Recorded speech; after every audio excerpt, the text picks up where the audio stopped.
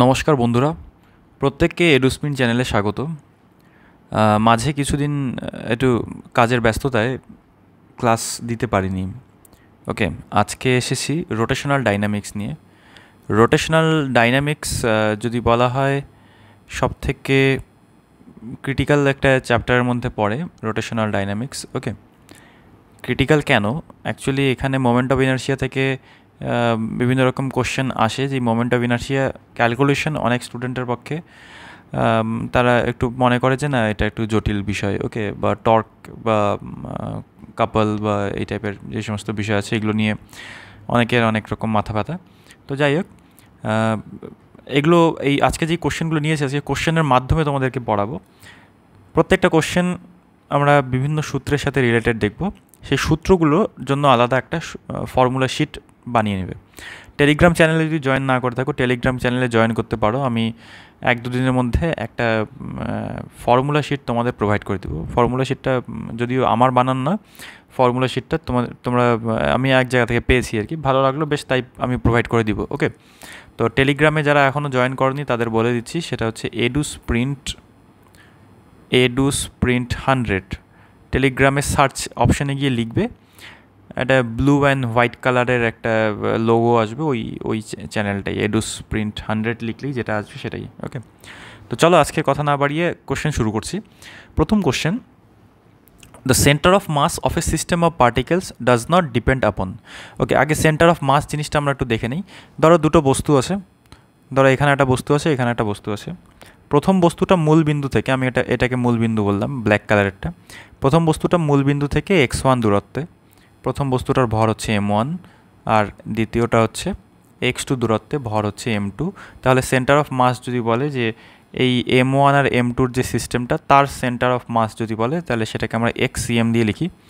xcm হচ্ছে m1 x1 plus m2 x2 by m1 plus m2। বস্তুটা যদি x অক্ষ বরাবর না থাকতো, যদি ওয়াই অক্ষ বরাবর থাকতো, তাহলে এখানে এক্সের জায়গায় ওয়াই চলে আসতো। সাধারণত আমরা ভেক্টর আকারে যখনই লিখবো তখনই আর ভেক্টর দিয়ে লিখবো। R vector equals to m1 x1 plus m1 r1 vector plus m2 r2 vector by নিচে m1 প্লাস m2। ওকে, তো এটা হচ্ছে আমাদের সেন্টার অফ মাসের পজিশন। সেন্টার অফ মাস সাধারণত কোথায় থাকে? সেন্টার অফ মাস দুজনের মাঝখানে থাকতে পারে, এদিকে থাকতে পারে, এদিকে থাকতে পারে। এখন আমরা একটু দেখবো যে কখন কোন দিকে থাকে, সেই বিষয়টা একটু লক্ষ্য করি।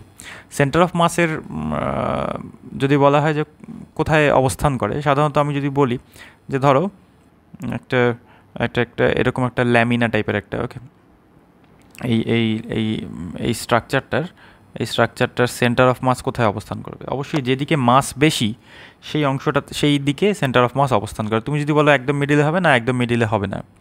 ওকে, লক্ষ্য করে এই সাইডটা অনেকটা বেশি থিক, সেই তুলনায় এই জায়গাটার থিকনেস অনেকটা কম।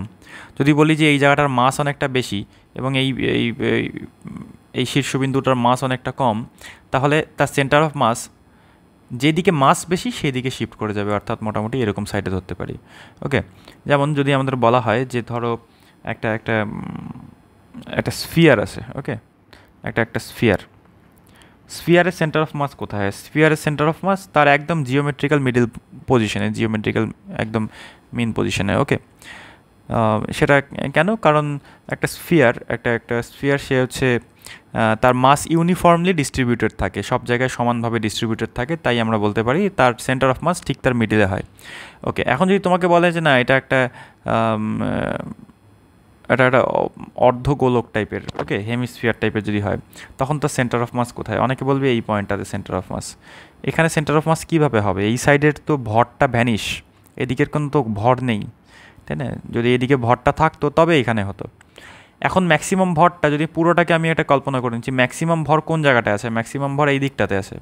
তাহলে ভর কেন্দ্রটা কোন দিকে শিফট হয়ে যাবে? ভর কেন্দ্রটা এই উপরের দিকে শিফট হয়ে যাবে, ভিতরের দিক থেকে আর কি। মানে অ্যাকচুয়ালি এটা তো 3D ছবি, এটার ভিতরে মোটামুটি এই নিচে এই দিকটাই কিছুটা শিফট হয়ে যাবে, ঠিক মিডিলে থাকবে না, উপরে কোথাও একটা চলে যাবে বিষয়টা। যেদিকে ভর সেদিকে ভরকেন্দ্র চলে যায়। ওকে, ভরকেন্দ্র কার কার উপরে নির্ভর করে আমরা যদি একটু বলি, তাহলে ভরকেন্দ্রের একটা একটা একটা ইকুয়েশন যদি বলি যে ধরো RCM, এটাকে যদি আমাদের বলা হয় যে position of the centre of mass যদি বলা হয়, তাহলে VCM VCM আমাদের আসবে হচ্ছে velocity of the centre of mass, এরকম করে লেখা হয়। একইভাবে ACM যদি বলা হয় তাহলে সেটা কী হবে, acceleration of the centre of mass. Okay, এদের মধ্যে রিলেশন কী আছে? রিলেশনের মধ্যে আমরা একটা জিনিস বলতে পারি, সেটা হচ্ছে VCM equals to DRCM/dt, ACM is equals two মানে অ্যাক্সেলারেশন, যেহেতু ত্বরণ তাহলে বেগের টাইম ডেরিভেটিভ করতে হবে, তাই তো, DVCM/dt এরকম লিখতে পারো। ওকে, এখন যেখানে অ্যাক্সেলারেশন থাকে সেখানে ফোর্স থাকে। ওকে, তাহলে আমরা যদি force on the centre of mass যদি বলি, তাহলে আমরা কি বলতে পারি, FCM ইজ ইকুয়ালস টু কত হবে, M ইন্টু ACM। ওকে, এটা হচ্ছে আমাদের সেন্টার অফ মাসের পুরো ফর্মুলা। ওকে, তার মানে একটা জিনিস আমরা যদি বলি যে ধরো একটা বস্তু আছে এরকম, সেই বস্তুটার মধ্যে এইভাবে প্রত্যেকটা পয়েন্টে বল প্রয়োগ করা যেই ব্যাপার, আর সেই বস্তুটারই ভরকেন্দ্রে বল প্রয়োগ করা বা সেন্টার অফ মাসে বল প্রয়োগ করা একই ব্যাপার। ওকে, পরে আমরা বুঝবো টর্ক ফর্কের অনেক রকম গল্প আসবে, সেই বিষয়গুলো বুঝবো। আচ্ছা, এটা পিডিএফে থাকবে না এই জায়গাটা, এটা কাজ করি আমি, পিডিএফটা একটু তো HD কোয়ালিটির পিডিএফ হয়, অসুবিধা হবে না তোমাদের বিশেষ। জাস্ট 1 সেকেন্ড, একটু দেখি এই জায়গাটা। ওকে ওকে, এটাকে আমি এই সাইট করে দিচ্ছি।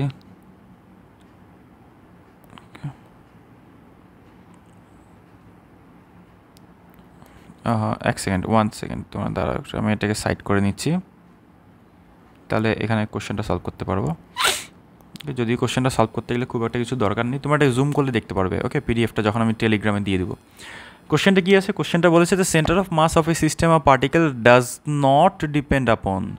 এখানে একটা কথা বলেছে, ডাজ নট, কিসের উপরে নির্ভর করে না।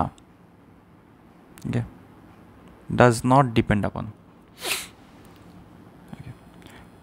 প্রথম অপশানে কী আছে, masses of the particles.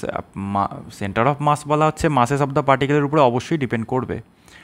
Forces acting on the particles, এখনই আমরা দেখলাম ফোর্সের উপরে ডিপেন্ড করে। পজিশন অফ দ্য পার্টিকেলস অবশ্যই ডিপেন্ড করে, কারণ M1 X1 এই সমস্ত জিনিস আমরা দেখলাম তো, তাই না?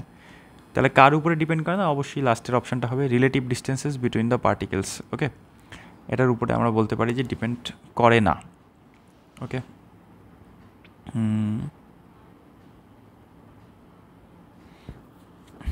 এটা অপশন বিও হতে পারে। Okay, forces acting on the particles, option বিও হতে পারে, কারণ relative distances between the particles তার উপরে নির্ভর। হ্যাঁ, এটা কিছু কিছু ক্ষেত্রে করে না, এরকম আমরা দেখতে পারবো। যাই হোক, দেখছি অনেক আগের কোশ্চেন, আপাতত দেখে যা মনে হচ্ছে সেটা হচ্ছে অপশন ডি হবে। ওকে, নেক্সট আসি। নেক্সট কোশ্চেনে কী বলেছে, 2 persons of মাসেস 55 KG and 65 KG respectively. খুবই সুন্দর কোশ্চেন এটাকে। মাসেস 55 কেজি অ্যান্ড 65 কেজি, দুজন ব্যক্তি, আর at the opposite ends of a boat, একটা নৌকার দুই প্রান্তে বসে আছে। ওকে, চলো একটা নৌকা নিয়ে নিই আমরা। এখানে একটা নৌকা। ওকে, এই নৌকার দুই প্রান্তে বসে আছে, এখানে একজন ব্যক্তি, এখানে আরেকজন ব্যক্তি, দুজন, একজনের মাস হচ্ছে 55, একজনের মাস হচ্ছে 65। কোশ্চেনে বলেছে যে length of the boat is 3 metre, length হচ্ছে 3 মিটার। ওকে, এটা হচ্ছে 3 metre, and weighs 100 KG, 100 KG বোটের ভর। ওকে, বোটের ভর হচ্ছে 100 কেজি। দ্য 55 কেজি ম্যান, এখান থেকে একটা ট্রিকি জায়গা, the 55 KG man works up to the 65 KG man, অর্থাৎ হেঁটে এই 55 কেজির যিনি, তিনি 65 কেজির ব্যক্তির ওখানে হেঁটে গেলেন। যখনই হেঁটে যাবে তখনই স্বাভাবিকভাবে তুমি একটা কল্পনা করো, যখনই হেঁটে যাবে ম্যাক্সিমাম ভরটা এইদিকে শিফট হয়ে যাবে, তাই তো, ম্যাক্সিমাম ভরটা এদিকে শিফট হয়ে যাবে, তখন বোটটা পাল্টি খেয়ে নিচে পড়ে যেতে পারে। তো যাই হোক, অ্যান্ড সিটস উইথ হিম, তার পাশে গিয়ে বসলো। If the boat is in still water the centre of mass of the system shifts by. দেখো, এরকম যখনই গল্প হবে যে একটা বস্তু আর একটা বস্তুর পাশাপাশি এরকম যদি চলে যায়, তাহলে সাধারণতভাবে এরকম আগে তারা আলাদা ছিল, পরে তারা একত্রিত হয়ে গেছে। সাধারণভাবে এরকম কেসে আমরা যে জিনিসটা ধরবো সেটা হচ্ছে যে এই ক্ষেত্রটাতে এখানে বলা যেতে পারে যে লোকটা নিজে থেকেই হেঁটে গেল। দেখো, এটা একটা পার্টিকেল, এই লোকটাকে আমি পার্টিকেল 1 ধরতে পারি M1, এটাকে ধরতে পারি M2। M1 নিজে থেকেই M2-র এখানে হেঁটে গেল, এখানে কোনো এক্সটার্নাল ফোর্সের গল্প কিন্তু আসলো না, এখানে কিন্তু নো এক্সটার্নাল ফোর্স। ওকে, কোনো এক্সটার্নাল ফোর্সে যদি গল্প না আসে তাহলে আমরা তাদের সেন্টার অফ মাসের শিফটিংও হবে না, কারণ আমরা জানি বল প্রয়োগ না করলে সরণ হয় না, এটা আমরা তো ছোটোবেলা থেকে পড়ে এসেছি, তাই তো? বল প্রয়োগ না করলে সরণ হয় না বা ডিসপ্লেসমেন্ট হয় না। তার মানে আমরা বলতে পারি যে যেহেতু এটা সিস্টেমের ইন্টারনাল ব্যাপার, আগের থেকে দুটো বস্তু আলাদা হয়েছিল, একটা বস্তু হেঁটে দ্বিতীয় বস্তুর এখানে চলে গেল, যেতে পারে, এটা ইন্টারনাল ব্যাপার। যদি এরকম হতো যে বাইরে থেকে একটা কাক পক্ষী কিছু একটা সেই লোকটাকে ধাক্কা মারলো, লোকটা তার ফলে এদিকে চলে গেল, তখন তার সেন্টার অফ মাস শিফট হওয়ার একটা গল্প থাকতো। ওকে, কিন্তু যেহেতু এটা দুটোই বস্তু ছিল সিস্টেমে, হেঁটে হেঁটে এখান থেকে এখানে চলে গেল, তো এটা ইন্টারনাল ব্যাপার, এটা অটোনোমাস একটা ব্যাপার, তাই এটার সেন্টার অফ মাস যেখানে ছিল, এটা সেন্টার অফ মাস যেখানে ছিল সেখানেই থাকবে। ওকে, যেখানে ছিল সেখানেই থাকবে, অর্থাৎ সেন্টার অফ মাসের ডিসপ্লেসমেন্ট কত হয়ে যাচ্ছে? 0। নেক্সট আসি, 2 particles which are initially at rest. ওকে, দুটো বস্তু ছিল initially at rest, move towards each other under the action of their internal action. Okay, এই জায়গাটা খুব ইম্পর্ট্যান্ট একটা কথা। ওকে, দুটো বস্তু তারা আলাদা জায়গায় বসেছিল, তারা নিজের থেকেই একে অপরের কাছাকাছি চলে আসলো। এখনই তোমাদের আগের কোশ্চেনে জিনিসটা বললাম যে যখনই নিজের থেকেই একে অপরের কাছে চলে আসবে, ওকে, এখানে একটা কথা বলেছে under the action of their internal attraction, তার মানে এখান থেকে তো একটা জিনিস ক্লিয়ার যে এখানেও নো এক্সটার্নাল ফোর্স, অর্থাৎ বাইরে থেকে কেউ বল প্রয়োগ করবে না, নো এক্সটার্নাল ফোর্স। বাইরে থেকে যদি কেউ বল প্রয়োগ না করে তাহলে আবারও একই গল্প, তাহলে হচ্ছে ডিসপ্লেসমেন্ট কত হবে বা সরণ কত হবে? ডিসপ্লেসমেন্ট আমাদের স্বাভাবিকভাবে হয়ে যাচ্ছে 0, বাইরে থেকে বল প্রয়োগ না করলে সরণ শূন্য হয়। সরণ যদি শূন্য হয়, কোশ্চেন বলেছে if their speeds are V and two V at any instant then the speed of centre of mass of the system will be কত? 0 অবশ্যই। ওকে, 0 হবে, কারণ তার ডিসপ্লেসমেন্ট তার সেন্টার অফ মাস তো আগের জায়গাতেই আছে, সেন্টার অফ মাস নড়াচড়াই করেনি, তাহলে সেই সেন্টার অফ মাসের আবার বেগ চেঞ্জই হবে না কোনো রকম। ওকে, আচ্ছা, নেক্সট কোশ্চেন পড়ো একটু। 2 particles of mass 5 kg and 10 kg respectively are attached to the two ends of a rigid rod of length 1 meter. ওকে, একটা রিজিড রড আছে, এখানে দুটো পার্টিকেল আছে, এখানে একটা পার্টিকেল, এটা 5 কেজি, এখানে একটা আছে, এটা হচ্ছে 10 কেজি। রডটার লেন্থ হচ্ছে 1 মিটার। রডের মাস বলা হয়েছে negligible mass. The center of mass of the system from the 5 kg particle is nearly at a distance of, ওকে, এটার জন্য তোমাদের একটা ট্রিক বলবো আমি। ওকে, এটা ফর্মুলা। কোশ্চেনে বলেছে যে ভর কেন্দ্রটা 5 কেজি বস্তুর থেকে কত দূরে অবস্থিত। দেখো, আমরা একটা ধরে নিতে পারি এখান থেকে যে ভর কেন্দ্রটা, ধরো কমন সেন্স থেকে কি বলে যে 5 কেজি আর 10 কেজির মাঝখানে ভর কেন্দ্র কার কাছে থাকবে? 5 কেজি আর 10 কেজির মাঝখানে ভর কেন্দ্র 10 কেজির এই দিকটাতে থাকবে অবশ্যই, কারণ 10 কেজি যেটা বেশি তার দিকেই থাকে ভর কেন্দ্র, তাই তো? এখন তোমাদের বলেছে যে 5 কেজি থেকে কত দূরে থাকবে। ওকে, আচ্ছা, অপশনগুলো যেগুলো দেওয়া সেগুলো সব সেন্টিমিটারে দেওয়া, অপশনগুলো সেন্টিমিটারে দেওয়া, তো আমাদের কোশ্চেনটাও সেন্টিমিটারে আমরা করতে পারতাম, যাই হোক দরকার নিচ্ছে। যখন এই কোশ্চেনটা বলেছে, ট্রিকটা কোথায়? ট্রিকটা হচ্ছে এখানে, the centre of mass of the system from the 5 KG particle. যখনই ফ্রম দ্য 5 কেজি পার্টিকেল বলবে তখনই আমি এরকম বসাবো। দেখো, দুটো বস্তু আছে, 5 কেজিটাকে M1 ধরলাম, 10 কেজিটাকে M2 ধরলাম।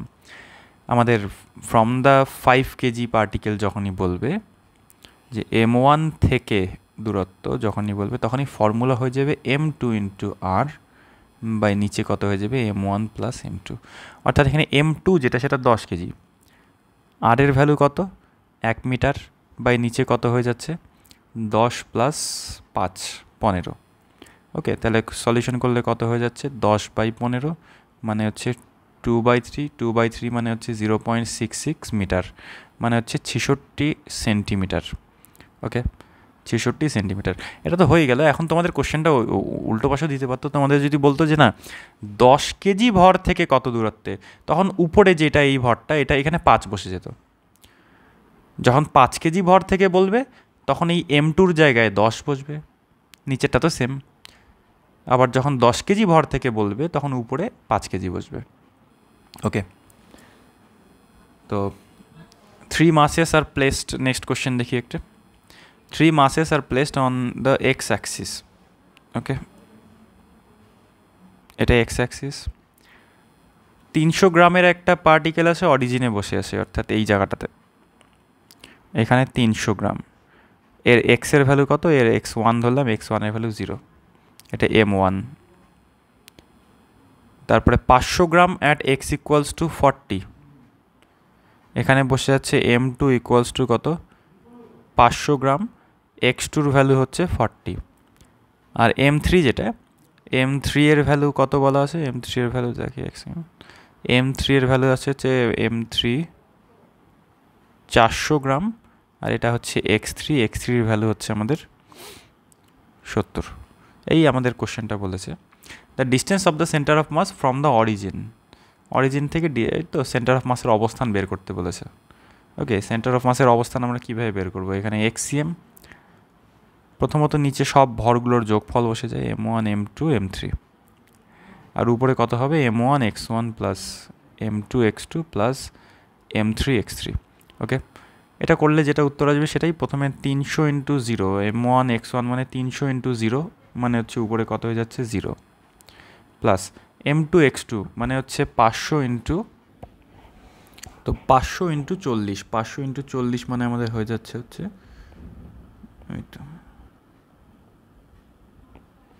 20,000। ওকে, একটু সেন্টিমিটার মিটারগুলো আমাদের দেখে নিতে হবে, সব গ্রাম সেন্টিমিটার। ওকে, 20,000, নিচে হয়ে যাচ্ছে আমাদের M3 আর x3 28, আর 3টে শূন্য, নিচে কত হয়ে যাবে? 3টের যোগফল M1 M2 M3, তাহলে কত হচ্ছে? 5 3 800, 1200। ওকে, তাহলে কত হয়ে যাচ্ছে এখান থেকে 20,000, এখানে 48,000, আর নিচে হচ্ছে 1200। এখান থেকে কিছু কাটাকাটি যদি চলে যায় তাহলে আমাদের হয়ে যাচ্ছে হচ্ছে 40। ওকে, 40 সেন্টিমিটার, 40 সেন্টিমিটার আমাদের উত্তর। ওকে, নেক্সট আসি। নেক্সট কি বলেছে? 2 bodies of mass 1 kg and 3 kg have position vector, তো আই ক্যাপ, এটা একটা দেওয়া আছে পজিশন ভেক্টর। 1 কেজি ভরের পজিশন ভেক্টর হচ্ছে এটা, 3 কেজি ভরের পজিশন ভেক্টর হচ্ছে পরেরটা, অবস্থান এক কথায়। তো centre of mass of the system has a position vector. ভীষণ সহজ কোশ্চেন, এগুলো নিটে আসলে তো সবাই ডাক্তার হয়ে যাবে, তাই না? আচ্ছা, M1 R1 plus M2 R2 by নিচে হয়ে যাবে M1 প্লাস M2, এটাই আমাদের RCM এর ভ্যালু। ওকে, তো ভ্যালু বসিয়ে তোমরা করে নেবে ক্যালকুলেশন, এটা আমি করে দিচ্ছি না। M1 এর ভ্যালু 1 কেজি, M2-র ভ্যালু 3 কেজি, R1 এর ভ্যালু হচ্ছে এইটা, আর R2 এর ভ্যালু হচ্ছে তারপরেরটা। ওকে, এগুলো বসিয়ে ক্যালকুলেশনগুলো করে নেবে। ওকে, নেক্সট আসি একটা স্টেটমেন্ট বেসড কোশ্চেনে। এই কোশ্চেনটা কী বলেছে এখানে? এই কোশ্চেনটা দেখো একটু। Which of the following statements are correct? এখানে বলেছে centre of mass of a body always coincide with the centre of gravity of the body. Centre of mass of a body always coincides with the centre of gravity of the body. হ্যাঁ, centre of গ্র্যাভিটির সাথে coincide তো করে, একই point, unique point. ওকে, দেখি আর অপশানগুলো। Centre of mass of a body is the point at which the total gravitational torque on the body is 0. Gravitational torque on the body is 0. A couple on a body produce both translational and rotational motion in a body. এটাও ঠিক লাগছে, প্রথমটা তো ঠিক আছে, এটাও ঠিক আছে, এটাও তো ঠিকই লাগছে আমার। Mechanical advantage greater than 1 means that small effort can be used to lift a large load. ওকে, এটা কোশ্চেনটা একটু গন্ডগোল মনে হচ্ছে আমাদের। Mechanical advantage greater than 1 means the small effort can be use to lift a large load. এটা সবসময় ঠিক হয় এমনটা না। অপশন ডি মনে হচ্ছে, যাই হোক আমার মনে হচ্ছে এটা আর নট কারেক্ট হবে। ওকে, এরকম কিছু একটা হবে। যাই হোক এই কোশ্চেনটা বাদ দাও আপাতত, এটা ছেড়ে দাও। নেক্সট আসি, পরেরটা দেখি। If the linear density mass per unit length of a rod of length 3 metre is proportional to x. Okay, mass ডেন্সিটির কথা বলেছে, মাস পার ইউনিট লেন্থ, সেটা হচ্ছে d x. But x is the distance from one end of the rod, the distance of the center of gravity of the rod from this end is, center of gravity বের করতে বলেছে। center of mass আর center of gravity mathematically same জিনিস, একটা ভর কেন্দ্র একটা ভার কেন্দ্র, এটা হচ্ছে ভার কেন্দ্র। ওকে, এখন আসি, সেটা হচ্ছে লিনিয়ার ডেন্সিটি। এখানে এই কোশ্চেনটা একটু ভালো question. If the linear density of a rod of length 3 meter is proportional to x, তার মানে আমরা ধরে নিই যে mass per unit length is proportional to হচ্ছে এক্স, অর্থাৎ প্রতি একক দৈর্ঘ্যে ভর সেটা এক্সের সাথে প্রপোর্শনাল বা সমানুপাতিক। ওকে, তাহলে আমরা মাস পার ইউনিট লেন্থকে ইকুয়াল চিহ্ন দিলে কে এক্স দিয়ে লিখতে পারি। এটা হচ্ছে মাস পার ইউনিট লেন্থ। আমরা একটা রডের ছবি এঁকে নিই। এই রডের মধ্যে একটা ক্ষুদ্র অংশ ধরি, এখানে ধরো একটা ক্ষুদ্র অংশ নিলাম, এটা এই ক্ষুদ্র অংশটার দৈর্ঘ্য হচ্ছে ডিএক্স। তাহলে মাস অফ ডিএক্স, এই ডিএক্স পরিমাণ অংশের ভর কত বলো দেখি। একক দৈর্ঘ্যের ভর যদি কে এক্স হয়, ডিএক্স দৈর্ঘ্যের ভর কত হবে, কে এক্স ইন্টু ডিএক্স। ওকে, তাহলে এটা আমাদের মাস অফ ডিএক্স বেরোলো। মাস অফ ডিএক্সকে আমরা ডিএম ধরতে পারি। মাস অফ ডিএক্স মানে এর তো ক্ষুদ্র জায়গা, এর ভর ক্ষুদ্র হবে, এই ক্ষুদ্র ভরটাকে ধরলাম ডিএম। ওকে, এখন সেন্টার অফ মাসের একটা ফর্মুলা আছে, একটা ইন্টিগ্রাল ফর্মুলা আছে এক্সসিএম, যেটা only valid for continuous systems. Continuous সিস্টেমের ক্ষেত্রে ভ্যালিড। এক্সসিএম ইকুয়ালস টু হবে হচ্ছে integration x into dm by integration dm, এই হচ্ছে ফর্মুলা। ওকে, যদি কোনো বলে যে এইরকম একটা বস্তু এরকম এরকম এরকম কোনো যদি বস্তু থাকে ডিসক্রিট সিস্টেমের ক্ষেত্রে, তখন ওই সামেশনের formula M1 X1 M2 X2 ওটা দিয়ে।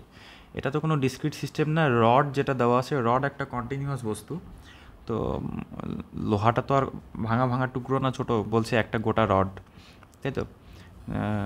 তো সেই ক্ষেত্রে আমাদের এটা ইন্টিগ্রেশন হবে, ইন্টিগ্রেশন চিহ্নটা আসেই হচ্ছে কন্টিনিউয়াস সিস্টেমের ক্ষেত্রে। তাহলে ইন্টিগ্রেশন এক্স ডিএম, ডিএম এর ভ্যালু আমরা এইমাত্র বের করলাম, সেটা হচ্ছে কে ইন্টু এক্স ডিএক্স।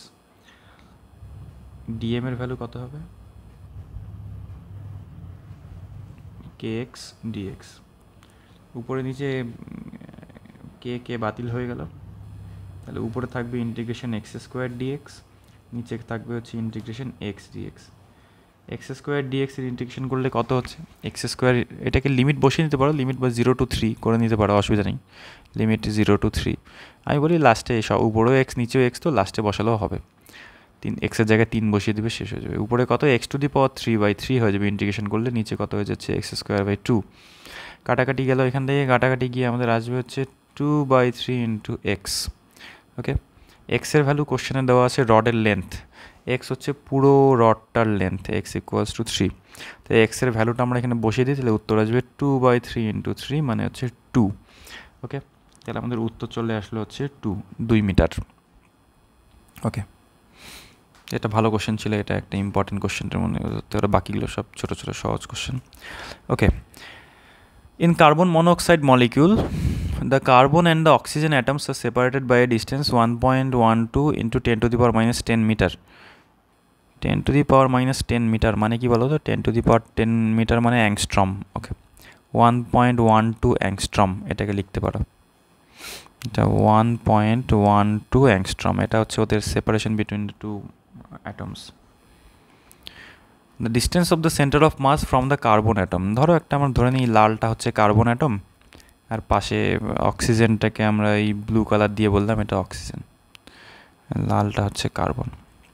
আমি জানি না অ্যাকচুয়ালি এই বিষয়টা, এখন কার্বন অ্যাটম, যেটা কার্বন অ্যাটমের প্রথমত সেন্টার অফ মাস যদি তোমরা বের করতে চাও তাহলে কার্বনের মাস দরকার। কার্বনের মাস আমরা জানি হচ্ছে 12, অক্সিজেনের মাস হচ্ছে কত 16 AMU এককে।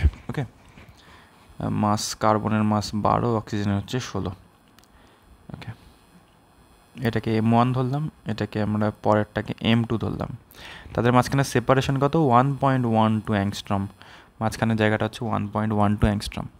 এখন কোশ্চেনটা তোমাদের এইভাবে বলেছে যে the distance of the centre of mass from the carbon atom, from the carbon atom যদি বলে তখনই আমাদের উপরে কার ভর বসবে, অক্সিজেনের ভর বসবে। একটু আগে করিয়েছিলাম যে যদি বলে M1 থেকে ডিস্টেন্স তাহলে উপরে M2 বসবে, যদি বলে M2 থেকে ডিস্টেন্স তাহলে উপরে M1 বসবে। তাহলে ফর্মুলাটা কী হয়ে গেল, M2 ইন্টু আর বাই নিচে কত M1 প্লাস M2। M2 এর ভ্যালু কত, M2 এর ভ্যালু আমরা জানি 16, আর এর ভ্যালু কোশ্চেনে দেওয়া আছে 1.12 অ্যাংস্ট্রম এককে। থাকুক ওইভাবেই, উত্তরও আমাদের অ্যাংস্ট্রম এককেই বের হবে। বাই নিচে M1 প্লাস M2 মানে হচ্ছে 12 প্লাস 16। তাহলে এখানে কত হয়ে যাচ্ছে 16 বাই নিচে 28 ইন্টু 1.12। 28কে 16 দিয়ে কাটাকাটি চলে যাচ্ছে, 4 4 16, 4 7 28, এটাকে চলে যাবে 7 7, 6 7 42, 1.6। তাহলে 4 16 64 মানে হচ্ছে 6.4 অ্যাংস্ট্রম। ভুল করলাম, তো 64 টাইপের কিছু, এটা 1.6 না, এটা 0.16 হবে। 0.16 এখানে এটা গুণ করলে হচ্ছে 4 16 64, 0.64 অ্যাংস্ট্রম, অর্থাৎ আমাদের option A. Okay, option A 0.64 angstrom. Next আসি, consider a system of two particles having masses M1 and M2। একটা সিস্টেম আছে, মাসেস, একটা মাস বলা আছে M1, একটা মাস বলা আছে M2। If the particle of mass M1 is pushed towards the center of mass of the particles through a distance d, আমরা ধরে নিচ্ছি ওদের সেন্টার অফ মাস কোথাও একটা হবে, মাঝামাঝি ধরি একটা এরকম কোনো জায়গায় সেন্টার অফ মাস, এই রেড কালারটা সেন্টার অফ মাস। বলেছি if the particle of mass M1 is pushed towards the center of mass of particles through a distance d, অর্থাৎ M1 বস্তুটাকে আমি সরালাম, M1 বস্তুটাকে আমি সরালাম, কত সরালাম, M1 বস্তুটাকে আমি সরালাম হচ্ছে d পরিমাণ। ওকে, M1 বস্তুটার আমাদের আগের অবস্থান যেটা, সেই আগের অবস্থানটা ধরে নিই হচ্ছে, পরে ধরছি, আগে দেখি কোশ্চেনটা বলছে by what distance would the particle of mass M2 move so as to keep the centre of mass of particles at the original position. Okay, দেখো স্বাভাবিকভাবে একটা কমন সেন্স থেকে আমরা বলতে পারি M1 মাস যদি এই দিকে মুভ করে, M2 মাস যেটা আছে, M2 মাস কোন দিকে মুভ করবে, এই দিকে মুভ করবে, তাই তো? নাহলে এই জায়গাটা মাঝখানটা তো এটা ব্যালেন্স থাকবে না, এই জায়গাটাকে তোমার ঠিক রাখতে হবে। তাহলে M2কে এইদিকে আসতে হবে। ওকে, M2কে এইদিকে আসতে হবে, ধরি M2 x পরিমাণ এসছে এদিকে। তাহলে আমরা ধরি এরকম একটা জায়গা আছে, এটা হচ্ছে আমাদের একটা দেওয়াল বা মূল বিন্দু ভাবতে পারি, এখানে ও আছে। ও থেকে M1 এর দূরত্ব হচ্ছে x1, ও থেকে M2 দূরত্ব হচ্ছে x2। ওকে, তার মানে আমরা এখান থেকে যেটা বলতে পারি সেটা হচ্ছে আগে সেন্টার অফ মাসের অবস্থান কী ছিল সেটাকে লিখলাম x1 বা xcm, এটা আগে, এটা সূত্র কি হয়ে যাবে, আগে সেন্টার অফ মাস ছিল M1 x1 plus M2 x2তে, by নিচে হচ্ছে M1 প্লাস M2, এটা আগে, সরানোর আগে। সরানোর পরে xcm প্রাইম লিখে দিলাম, ধরি আমরা এটা নতুন, পরে ইকুয়েট করে দিচ্ছি। M1 আর M1 সরে গেল কতটা, আগের থেকে M1টা ছিল হচ্ছে x1 দূরত্বে, এখন x1 থেকে আরও একটু দূরত্ব বেড়ে গেল M1 এর d দূরত্ব, তাহলে কত হয়ে যাচ্ছে M1 into x1 plus d। একইভাবে M2 into x2 minus x by কত হয়ে যাচ্ছে M1 প্লাস M2, না বুঝতে পারলে বলবে। ওকে, এখানে M1টা একটু সামনের দিকে এগিয়ে গেল তাই প্লাস, আর M2টা একটু পেছনের দিকে এগিয়ে আসলো তাই মাইনাস। ওকে, তাহলে এবার নর্মাল ক্যালকুলেশন কোশ্চেনে বলেছে যে keep the centre of mass of particles at the original position, অর্থাৎ সেন্টার অফ মাসকে নড়াচড়া করানো যাবে না, তার মানে x c m equals to x c m prime. Okay, x c এমের ভ্যালু আমরা দেখি কত, m one x one plus m two x two by m one plus m two is equals to m one x one plus d plus m two x two minus x by m one plus m two. কিছু কাটাকুটি যাবে হয়তো এখান থেকে M one m two কাটাকাটি কি যাবে, m one x one m one x one m two x two m two x two এখান থেকে চলে গেল, তার মানে এই সাইডটায় আমাদের থাকবে হচ্ছে 0, এই দিকটায় থাকবে হচ্ছে এম ওয়ান ইন্টু ডি। ওকে, আর ওই পাশটায় থাকবে হচ্ছে, এটা অ্যাকচুয়ালি এগুলো কাটানো ঠিক না, এম ওয়ান এম টু কাটবো না। ওকে, আর নিচের পার্টটা চলে যাচ্ছে, তোমরা ক্যালকুলেশন নিজের মতন করে দেখবে। M one into d minus m two into x, এক্সের ভ্যালু বের করতে বলেছে, এক্স ইকুয়ালস টু হবে হচ্ছে তাহলে ওই তো অপশান সি দেখে বোঝা যাচ্ছে m one by m two into কত হয়ে যাচ্ছে ডি। কনসেপ্ট এখানেই ছিল, কনসেপ্ট হচ্ছে এই এতটুকু জায়গা এখানে। ওকে, আর এগুলো বের করা আগেও পরে, ওকে, নিচেরটা পরে। নেক্সট আসি, সেটা হচ্ছে if a fly wheel makes 120 revolutions per minute then its angular speed will be. ভীষণ সহজ কোশ্চেন। আর ফ্লাই হুইল আছে একটা, makes 120 revolutions per minute, angular speed. আগে অ্যাঙ্গুলার স্পিডের ফর্মুলা আমরা একটা দেখে নিই। অ্যাঙ্গুলার স্পিডকে আমরা ওমেগা দিয়ে লিখি, omega equals to angular displacement by time. Okay, এখন অ্যাঙ্গুলার ডিসপ্লেসমেন্ট এখানে 120টা রেভলিউশন বলেছে, একটা রেভলিউশনে অ্যাঙ্গুলার ডিসপ্লেসমেন্ট হয় 2 পাই। ওকে, তাহলে 20টা ডিসপ্লেসমেন্টে কত হবে, 120টাতে কত হবে, 120 ইন্টু 2 পাই, এটা অ্যাঙ্গুলার ডিসপ্লেসমেন্ট। এই 120টা ডিসপ্লেসমেন্ট 120 বার ঘুরতে, অর্থাৎ 120 ইন্টু 2 পাই পরিমাণ অ্যাঙ্গুলার ডিসপ্লেসমেন্ট ঘটাতে ওই ফ্লাই হুইলটার সময় লাগে কত, 1 মিনিট। এখানে দেওয়া আছে পার মিনিট, অর্থাৎ নিচে মিনিটকে সেকেন্ডে নিয়ে যাই আমরা, তাহলে কত হচ্ছে 60 সেকেন্ড। এখান থেকে কিছু কাটাকাটি চলে যাচ্ছে, 60 এখানে কত 120 2 হয়ে যাচ্ছে, তাহলে আনসার হবে হচ্ছে 4 পাই। উপরেরটার একক তোমরা লক্ষ্য করো, উপরেরটা এখন রেডিয়ান এককে চলে আসছে কারণ 2 পাই দিয়ে গুণ করা হয়েছে, নিচেরটা সেকেন্ড এককে। ওকে, তাহলে একক কী হয়ে যাবে, 4 পাই রেডিয়ান পার সেকেন্ড। এটা হচ্ছে কোশ্চেন। একই রকম আর একটা কোশ্চেন আমরা দেখে নিই। The angular speed of an engine wheel making 90 revolutions per minute is. ওই একই রকম কোশ্চেন আমরা 90 রেভলিউশনসে ওমেগা ইকুয়ালস টু কত, থিটা বাই টি। থিটার ভ্যালু এখানে কত হবে, এক পাকের জন্য আমরা 2 পাই পাই, 90টা পাকের জন্য পাবো 90 ইন্টু 2 পাই বাই টি। টি এর ভ্যালু 1 মিনিট বলা আছে, পার মিনিট মানে 60 মানে এখান থেকে হয়ে যাবে হচ্ছে 60, আর এখানে 90 কাটলে উপরে 3 নিচে 2 গেল 3 পাই। ওকে, তাহলে 3 পাই রেডিয়ান পার সেকেন্ড। নেক্সট আসি, নেক্সট এখানে কী বলা আছে, 2 particles A and B are moving in uniform circular motion in concentric circles of radii এত। এ বলে একটা বস্তু আছে, ও নীল বৃত্তে ঘুরছে, আর লাল বৃত্তে ঘুরছে হচ্ছে বি বলে একটা বস্তু। একটার ব্যাসার্ধ বলে দেওয়া আছে, এটার ব্যাসার্ধ আর এ, একটা ব্যাসার্ধ ধরে নিলাম আর বি। ওকে, একজনের স্পিড হচ্ছে ভি এ, একজনের স্পিড হচ্ছে ভিবি। বলেছে দেয়ার, এই জায়গাটা important, there time period of rotation is same, angular speed কত হবে, দেখো অ্যাঙ্গুলার স্পিড এটা ওমেগা দিয়ে লেখা হয়। অ্যাঙ্গুলার স্পিড আর অ্যাঙ্গুলার ফ্রিকোয়েন্সি একই জিনিস ম্যাথমেটিক্যালি। অ্যাঙ্গুলার স্পিড আর এটাকেই আমরা বলতে পারি হচ্ছে অ্যাঙ্গুলার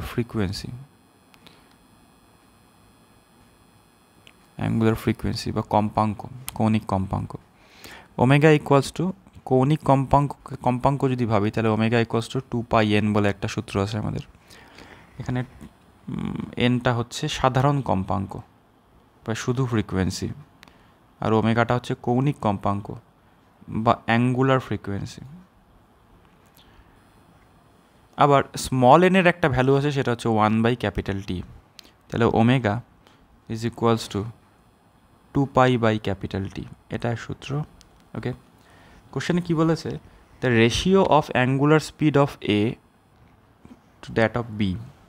তার মানে omega A by omega B, এটা তোমাকে বের করতে বলেছে। Omega A by omega B মানে কত হবে, 2π/T/2π/TB। কাটাকাটি চলে যাচ্ছে, এখান থেকে কত হবে, TB/TA। এখন কোশ্চেনে তোমাকে সুন্দরভাবে বলে দেওয়া আছে দেয়ার time period of rotation is the same, অর্থাৎ আমাদের এই TB ইকুয়ালস টু TA, উপরের দুটো সেম, তার মানে কাটাকাটি চলে যাবে। তার মানে এখানে কাটাকাটি গিয়ে উত্তর আসবে হচ্ছে 1, তাই তো। 1 মানে কত হয়ে যাচ্ছে, omega A is to omega B, যদি ইস টু আকারে লিখি তাহলে সেটা কত হবে, 1:1, কারণ এদিকে TB/TA করলে 1 হচ্ছে, তাই না। তার মানে অপশান ডি। ক্লিয়ার? তো এই অবধি আজকে রোটেশনাল ডাইনামিক্সের 2 থেকে 3 দিন সময় লাগবে, আমি রেগুলার ভিডিওতে তোমাদের ক্লিয়ার করে দেবো। Okay, thank you for being with us. যদি সাবস্ক্রাইব না করে থাকো সাবস্ক্রাইব করো, লাইক বাটনটি প্রেস করে দাও। ওকে, আর টেলিগ্রাম চ্যানেলে জয়েন করতে পারো। Thank you.